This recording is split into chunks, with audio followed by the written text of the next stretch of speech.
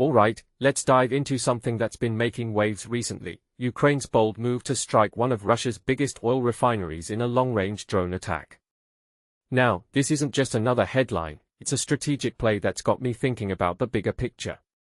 Personally, I think what makes this really interesting is the sheer audacity of the attack.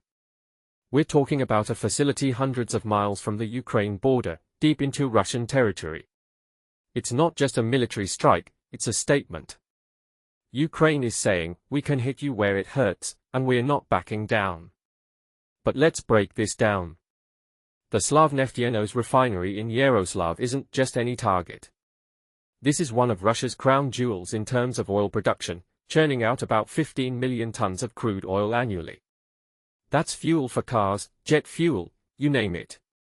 And here's the kicker, this isn't the first time it's been hit. Ukraine's been chipping away at Russia's energy infrastructure, and this feels like a calculated escalation. What many people don't realize is that these refineries are the lifeblood of Russia's war machine. By targeting them, Ukraine isn't just causing logistical headaches, it's hitting Russia's wallet. And that's a game changer. Now, let's talk about the fallout.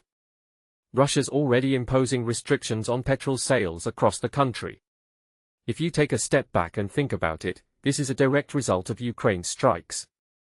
It's not just about the physical damage, it's the psychological impact. Russians are feeling the pinch at the pump, and that's a powerful message. In my opinion, this is Ukraine's way of saying, your war isn't cost-free.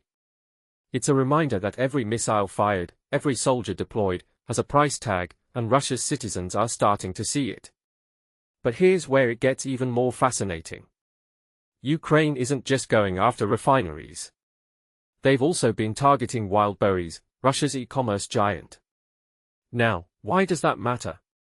Because it's a two-pronged strategy. Hit the military-industrial complex, sure, but also go after the everyday economy. It's like Ukraine saying, we're not just fighting your army, we're fighting your way of life. This raises a deeper question: how long can Russia sustain this kind of pressure?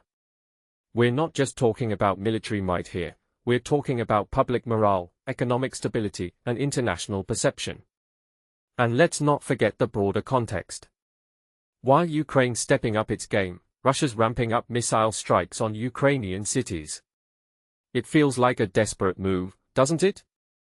Almost like Russia's lashing out because it's on the back foot. One thing that immediately stands out is the asymmetry here. Ukraine's using precision strikes to target critical infrastructure, while Russia's resorting to indiscriminate attacks on civilian areas. What this really suggests is that Ukraine's strategy is more sustainable, and more effective, in the long run. A detail I find fascinating is the use of long-range drones. This isn't just about technology, it's about strategy. Ukraine's showing it can project power far beyond its borders, and that's a huge psychological win. It's like they're saying, you're not safe anywhere. And that's a message that resonates, both domestically and internationally. So, where does this leave us? Personally, I think this is a turning point. Ukraine's not just defending itself, it's going on the offensive in a way that's smart, strategic, and impactful.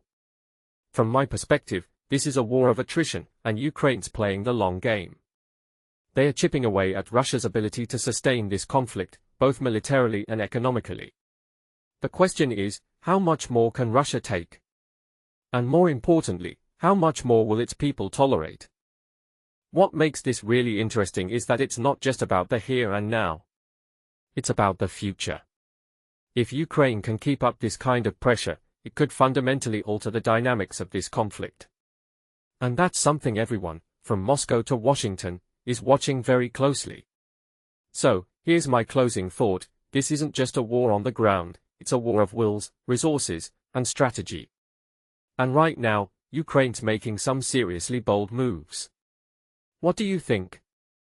Is this a game changer, or just another chapter in a long and brutal conflict? Let me know in the comments below.